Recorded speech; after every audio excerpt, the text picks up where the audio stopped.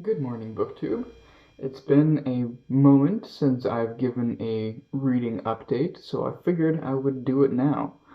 Um, so I have been. Last time I gave an update, I gave an update with at least a week to go in May. So I gave an early May wrap up, and I told you what I would be reading for the last week of May, and then moving a little bit into June. But I didn't get into what I would be reading in June proper. So I'm going to go over all of that today, and I do have a theme for my June, which kind of I just stumbled into. It wasn't really something I was going to focus on all that heavily, but now that I stumbled into it, I'm geared up and ready to go. All the cool kids seem to be doing themes for their months. We got June on the Range, and Christopher Russell did a medieval theme last month, so I figured I'd jump in and do my own theme for June. Um, and As you will see, that theme will come up pretty quickly. But um, so, what have I read? So, what I just finished, I finished two books. Let's pull it up here on my e-reader, um, because this first book here is not in that theme at all. But the book that I read in the last month or last week of May and a little bit into June was The Last Unicorn by Peter S. Beagle. And this is a fantasy book about a unicorn. And it's a very short novel, but it's incredibly impactful novel. I didn't know, wasn't entirely sure what to expect going into this, because of course nowadays unicorns are synonymous with, I don't know, something like childish, like pink and rainbows and all that stuff. And but this is considered a serious fantasy novel, so I wanted to give it a try. And I'm very glad I did because boy oh boy, this was really good. I don't know if I want to go into too much detail in order to keep this wrap up fairly brief, but I would like to do a video dedicated to this because uh, this was totally not what I was expecting, but in a very good way. It was very totally adult. It was totally intriguing. Um, just the basic plot line is about a unicorn who um, lives by herself in the woods, and she's like a magical being in this basically sort of medieval world where there's peasants and farming and whatever, but there's also magic and magical creatures and good and bad magic and whatnot. And But she gets it into her head that maybe she's the last unicorn, and if that's true, she wants to go and check it out for herself and find out where are all the other unicorns, where did they go? And then she inquires other characters along the way, such as Smendrick the magician, or the wannabe magician, and then we got Molly Grew, who fits less into the story on the surface, but I think she's one of the more intriguing characters that we find. And then we come to the climax of the book, um, where they're heading basically in their journey. But yeah, it's a very good book. I do want to make a video just talking about this, and because one of the main things I took away from this book is that even though it's so adult, it's so aware of itself as a fantasy book, because it takes fantasy ideas but then just kind of switches them on their head, not in a way to be clever or anything, but almost because that's the story that Peter S. Beagle wanted to tell with this iteration of a unicorn, and I found that fascinating. And the other idea is that this story you could certainly read this to a child, and they'd be just as delighted as say the adults in the room who are listening along with you or you reading it aloud. So it's got this. There's so much depth to this story, even though it's so short. Like the ebook edition was less than 150 pages, so it's quite an amazing feat. And I did read the accompanying short story because this book was written in 1968, I believe. or published in 1968, so quite a while ago. But then maybe 20 years ago, uh, after I think 30 some years after he wrote the story, he had refused to write any sequels, but then got it into his head to write a short story that was kind of a sequel, which was like 20. It's like 20 some pages, and it's very different. It's called what was it? I forget what it's called actually, but there's a it's another volume that kind of looks like has a similar design to this, where it has two novellas. And I only read the one, but he comes up with another character named Snooze, Snooz, who is a 9-year-old girl who has a griffin attacking her village and eating little kids, and one of her friends gets eaten, and no one does anything about this. Well, they appeal to the king, and the king sends a whole bunch of knights, but the knights kept getting destroyed by this griffin. Um, so uh, they have to, or she takes it into her head to go and get the king himself because he seems to be the only one who can defeat this griffin, and that's her journey. She goes to go and find him, and then comes across some similar characters that we've encountered in this novel. And it's a short story, so it goes by quite quickly, but very good writer, very good story, and I do recommend it if you're interested in some classic fantasy. And then the other thing that I read, which is my theme for the month of June, it's mythology. This is Edith Hamilton's retelling of mythology. This is Timeless Tales of Gods and Heroes. Uh, it's a nice little mass market with a bunch of illustrations in it. This is the classic work of mythology that most people seem to come across of, other than maybe Robert Graves. But I was uh, steered towards Edith Hamilton because apparently Robert Graves, when he was writing his book on mythology, was certifiably insane. So we're not supposed to really trust his take on mythology, uh, at least as canon. This is Edith Hamilton digging down into classical authors and retelling the mythology that we can glean from them. And I thought it was wonderful to read. Edith Hamilton is a good writer, so she makes the stories smooth and easy to read, and she doesn't really add any of her own flourishes to them. They're very simply told, like they're very told like very directly. Um, and what I really liked, other than say all the illustrations, where we get all these illustrations throughout, yeah, this mass market format doesn't make them totally clear, um, but they're good enough. But what I really liked is at the very beginning of every chapter, she has this italicized preface where she goes through her sources.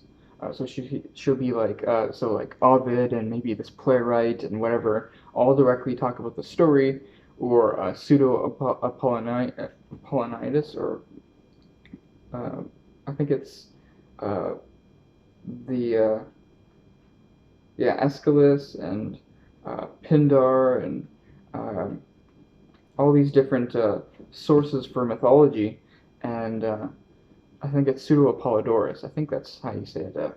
Um, but we have all these different sources, and she chooses. She basically sifts through them and says, like, I took pseudo Apollodorus's account more trustworthy than say Ovid, because Ovid is more interested in creating or being artistic, and doesn't really he doesn't take the stories of the gods as seriously, uh, and uses them only for artistic creation, and uses them for his own purposes in his own work.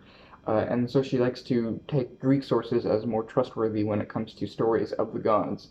And I thought that was a really interesting approach. And she retells all the stories in here, all that we can know. And uh, and I found like her accounts of the plays, for example, like the Royal House of Thebes, such as the Oedipus story and the Orestes story. Found those incredibly riveting in her own account. The one question mark I had when I was reading this was the last 20 pages are dedicated to Norse mythology, which is really weird because this is like 450 pages and only 20 pages on Norse mythology, and she says herself that she's really not an expert in this field because she doesn't know the original language. So she herself is going off of translations of the Elder Edda and whatnot. And so she has like a footnote based on the rest of the book. The whole book is on Greek mythology, Greek and Roman mythology, but then 20 pages on Norse mythology, which is very different from a different time period. So I don't know. It seemed like either she could have turned that into a book on its own or just leave it out altogether. Though her account of that mythology was interesting because she is an interesting author. So I'm glad I read this. It wasn't anything groundbreaking or anything, but it did inspire me to do a whole month of reading in mythology because I have a lot of books on mythology, and I wasn't really sure when I was going to get to them. I'm not going to read all of them, but I'm going to show you the ones that I do have. All the books on mythology that I do have, but first I'm going to get into, well, I guess I could show that now. Well, the obvious source of mythology that we do have is Greek tragedians. These are all the Greek tragedians that I have in their own individual volumes.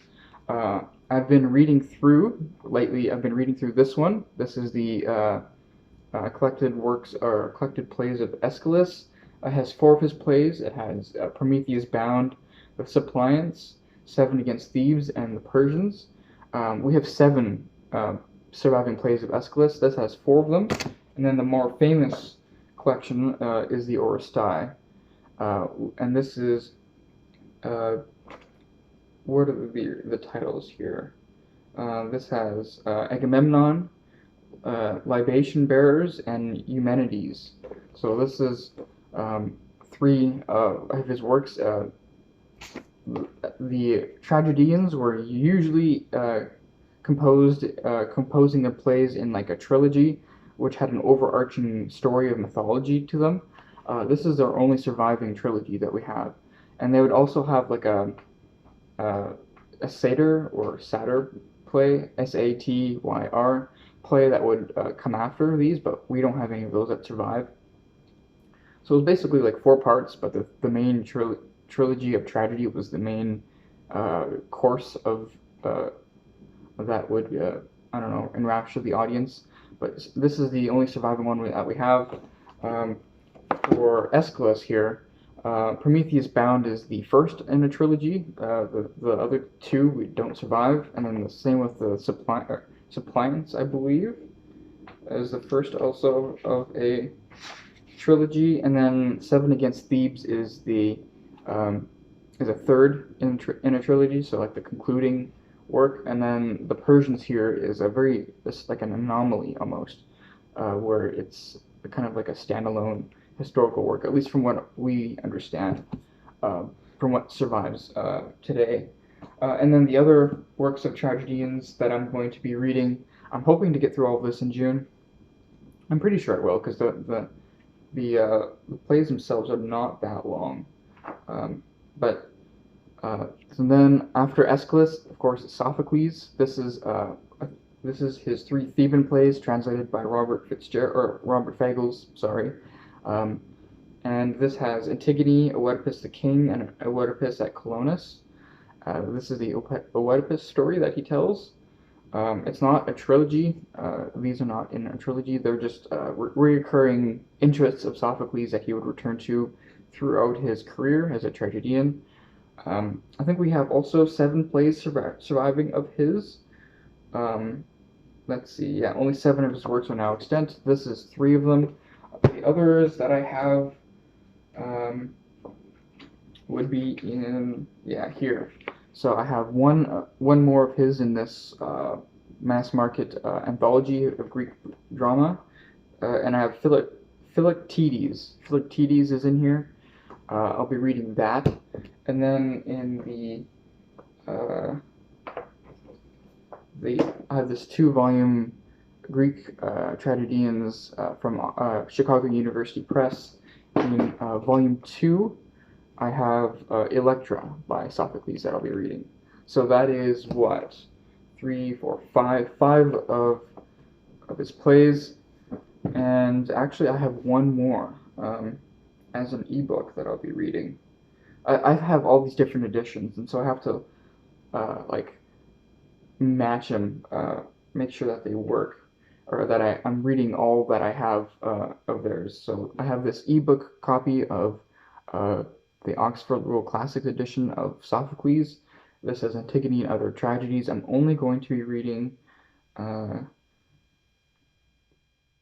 What? No, my my e-reader just completely spazzed out on me. Um, the Women of Trachis. Women of Trachis. They renamed it in this edition, which is very annoying because they renamed it to something that me, with my Canadian accent, could not pronounce for the life of me. It's spelled Deianeira.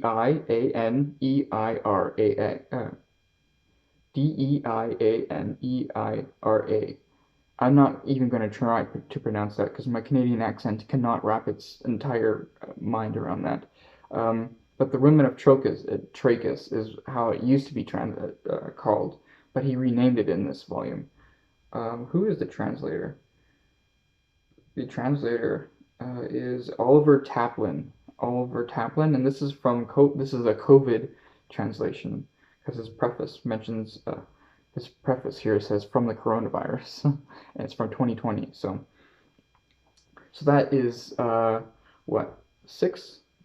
Is that six plays that I have of Sophocles? So not all of his.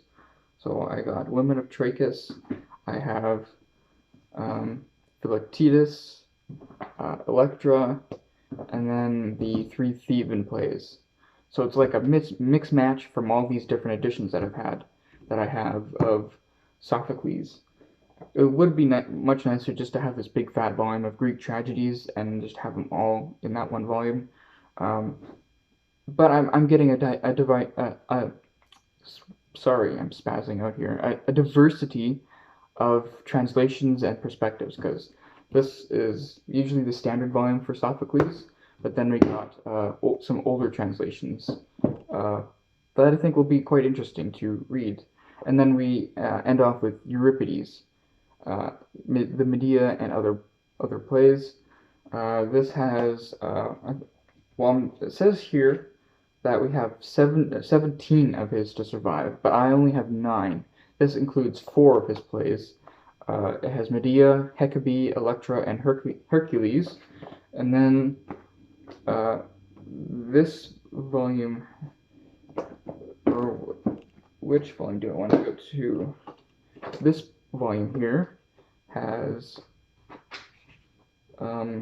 Medea, Hippolytus, and Trojan Women. I'll probably only read Hippolytus in this version that has 3 of his plays by Euripides, and then I'll go to this volume here for the Trojan Women and Iphigenia in Tyrus. Iphigenia in Tyrus. I'm probably mispronouncing that, but yeah, I'll be reading 2 from this volume here. And yeah, that's it for Euripides, I believe. Maybe I have another one in another volume here that I have. Yes. Bache, Bachae. I'm terrible with Greek names, so and it also has Alcestis to it. So this volume here that I have as an ebook, if it would actually work for me. Here, this volume here. This is volume 3 of the Greek Tragedies. It's an updated 3rd volume from this series here from Chicago University Press.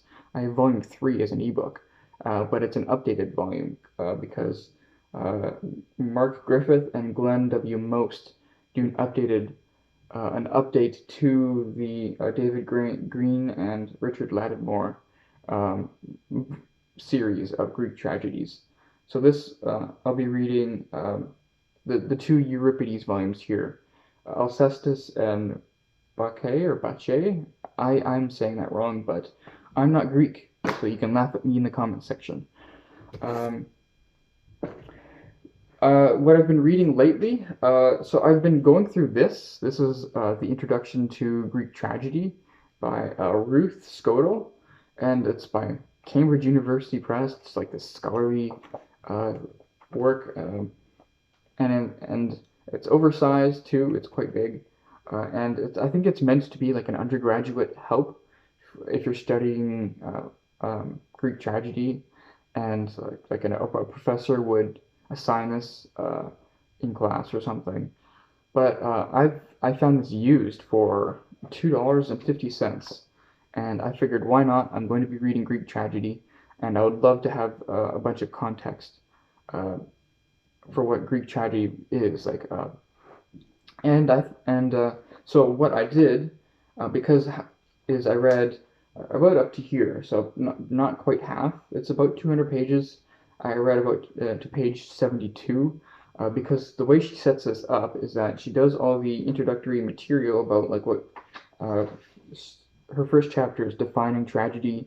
Then she has this chapter called approaches, and then chapter 3 is origins, festival, and competition, and then chapter 4 is historical and intellectual background. And that's the first 4 chapters, which takes me to about page 72. And then most of the book, like the meat of the book, is her going spending in each individual chapter on of a particular play, Greek tragedy. And since I have not read those yet, I'm going to save those till after I finish the tragedies.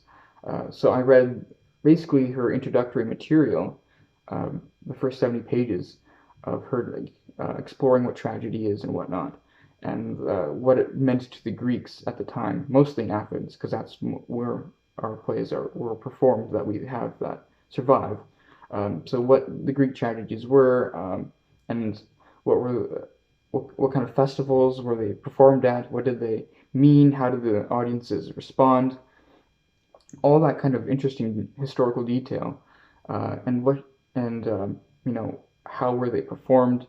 All of that is fascinating, and she discusses that there in the first few chapters, which I thought was really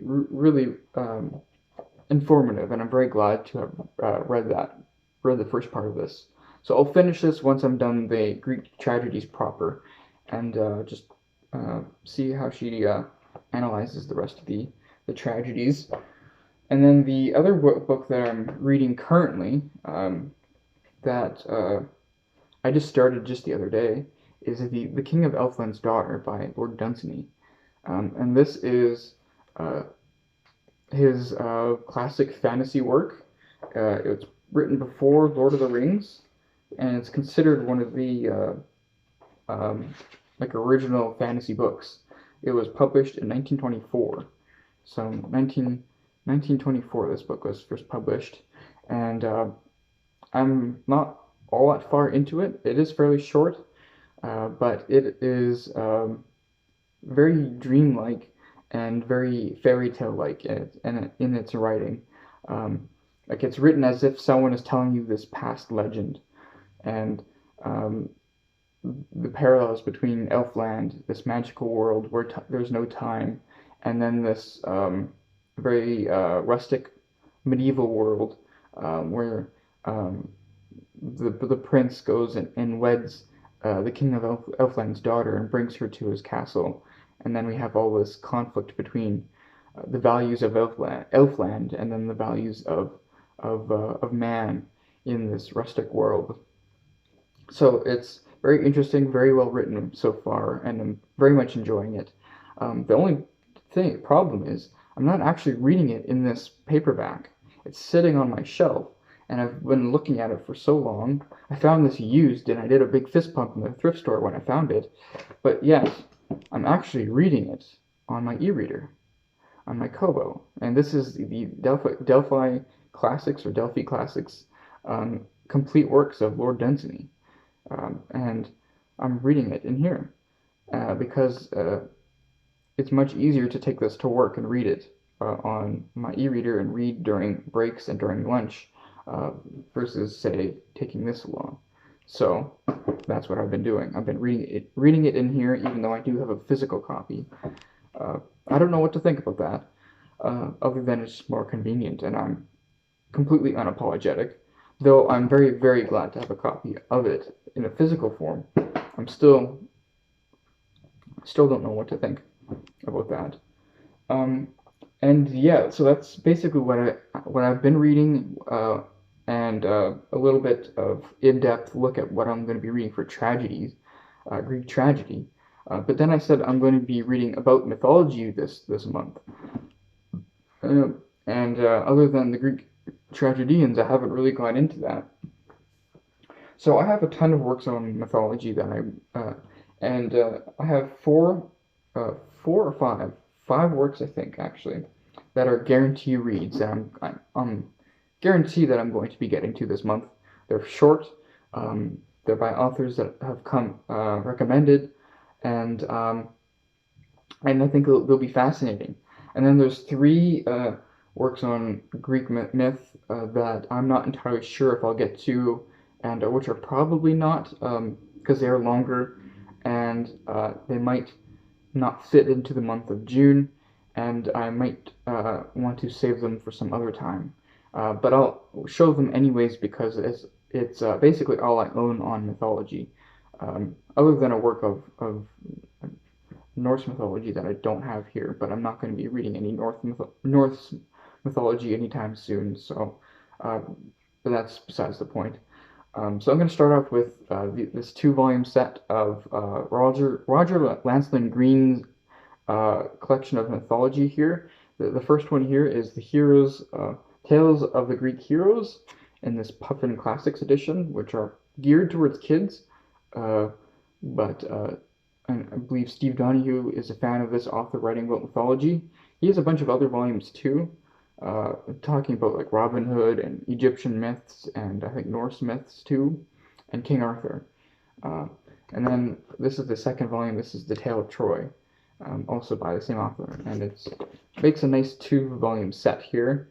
I don't know when these were published, but I know that this author was a close friend of C.S. Lewis. Yeah, 1958 was this volume, and this other volume, I believe, was published around the same time. Um, Retold from the ancient authors, The Tale of Troy Divine. But yeah, this is his two-volume work on the Greek myths, and I believe his approach to this is that he believes the Greeks conceived of their mythology as one unified story, even though we only have it in patches because not all of their literature survives. So we don't know as much of the Greek myths and their mythology as much as we would like to have. But he sees it as like this one unified story, and so that's what he tries to do with his retelling, is to make it into a unified story. And then we move on to an author that is a classic American author, but these are works of his that I hear no one ever talking about, and no one seems to even know that they exist. And this is Nathaniel Hawthorne, and this is his a wonder book, and it says Heroes and Monsters of Greek Mythology. But then he did a sequel to that called Tanglewood Tales, which is just a continuation, just more stories. And it's basically two volumes of short stories retelling Greek myths. Usually, I think, geared towards children, but since he's Nathaniel Hawthorne, the intelligence and the learnedness that he brings to these will certainly make them of interest to anyone, I believe. And these are our Dover Evergreen Classic editions, which I don't think I've seen any other edition of it from this imprint. I have Dover editions, but those are a lot more ugly and cheap than these. These are actually quite nice. I like the covers of both of them. So it's a collection of short stories that tell of that are just retellings of mythology. So let's see here. 1, 2, 3, 4, 5, 6, 7. This has 7 short stories in them. And then the Tanglewood Tales has, I think it's a little bit longer. It has five, no, six short stories to them. Six short stories, and they're all just retellings of Greek myth from Nathaniel Hawthorne's perspective. So, and I believe there are um, Greek myth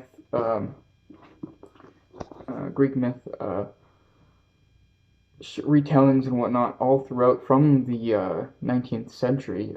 Like I have Bulfinch's mythology, but I'm not going to be reading that. Um, and I believe, was it Charles Lamb has a retelling of Greek myth for children, and I think of an ebook of that, but I won't be reading that either. But then some of the physical books that I do have, these ones I don't think I will be reading, but I might. Who knows? I'm leaving the option open. This is the Myths of Greeks and Romans by Michael Grant, and then that really long subtitle here is A Fascinating Study of the World's Greek Myths and Their Impact on the Creative Arts Through the Ages. And then it advertises that it has 64 illustrations. And as you can see, the mass market here has a ton of illustrations in the middle here. Just reprinting mythology artwork that we have that survived.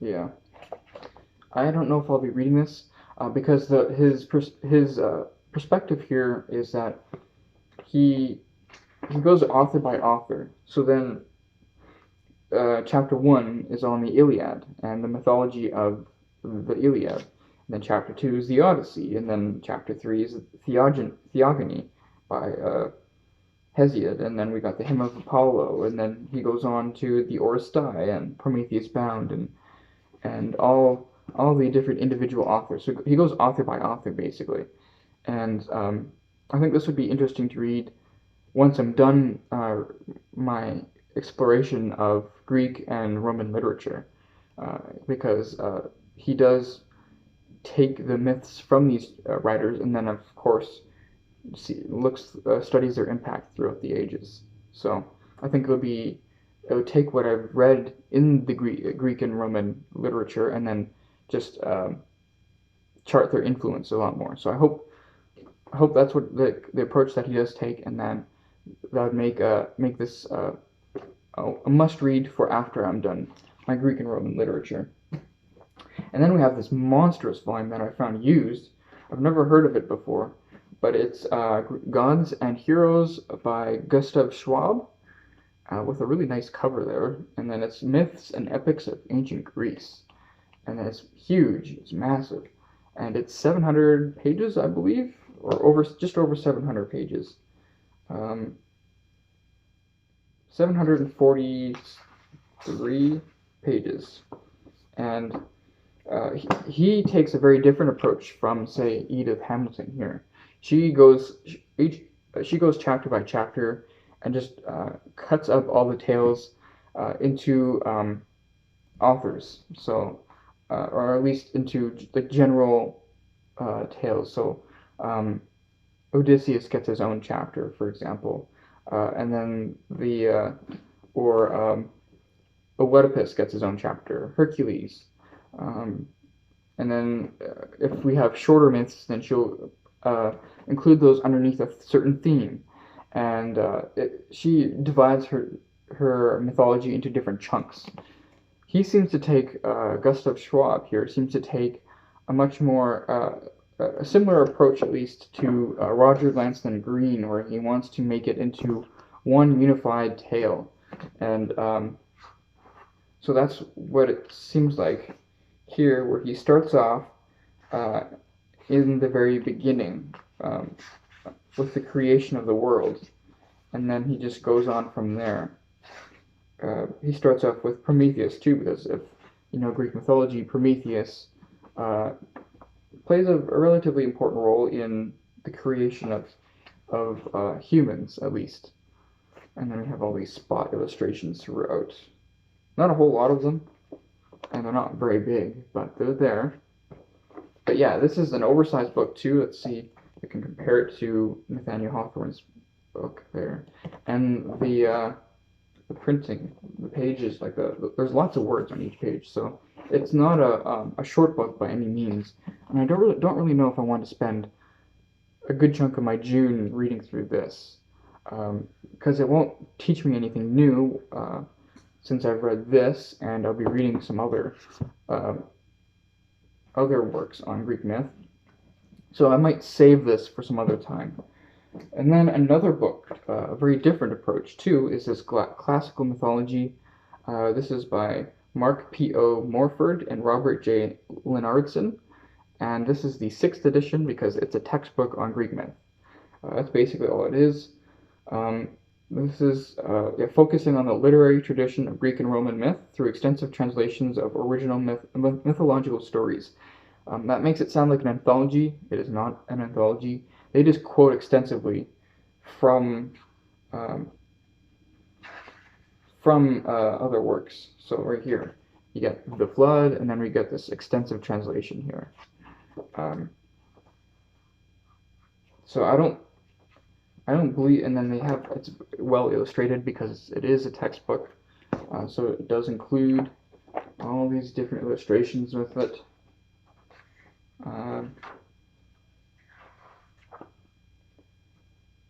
Can I find another illustration? But no, but yeah, see, you have them writing in their own prose, and then here another long translation there. So, and this takes a different approach than any of the other books of mythology that I have. It's more of a study of different classical writers writing about mythology, and I think that'll be an interesting approach. And because the translations are their own, that'll also add an interesting element too, where you can encounter certain selections and and their analyses of these different selections on different terms. So I think that'll be really interesting too.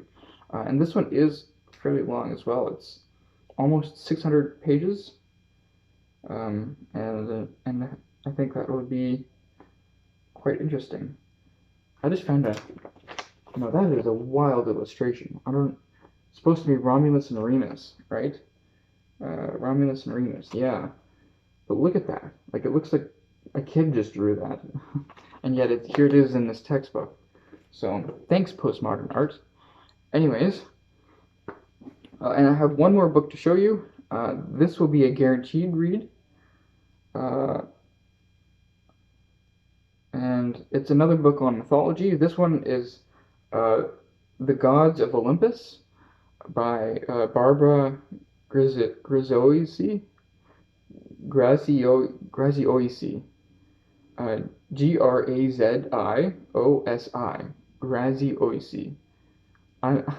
I'm probably saying that wrong, but you already know that here. But this is it says The Gods of Olympus, a History.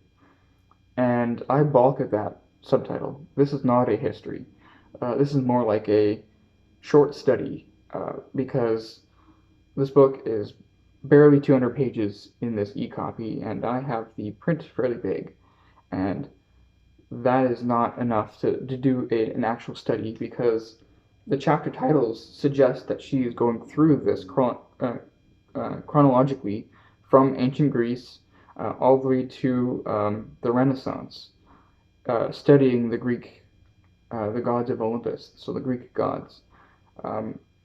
So I don't see how you can do a study of that in 200 pages. So this will be a quick read and an interesting read, but it won't be a history. There's no way this is a history. It's more of a thumbnail sketch of a history, if anything. But I'll see how well she does with this history, or this thumbnail sketch of a history. But I don't know what to expect, but I will be reading this. This will be probably the next book I read after I finish Lord Dunsany. So we'll see how this goes. But anyways, this has gone long enough. I'm at 40 minutes, and I've basically thrown a whole bunch of books at you and mispronounced a whole bunch of names. But then again, that's kind of what you expect from my videos. So I'll just leave it there, and we'll see you next time, BookTube.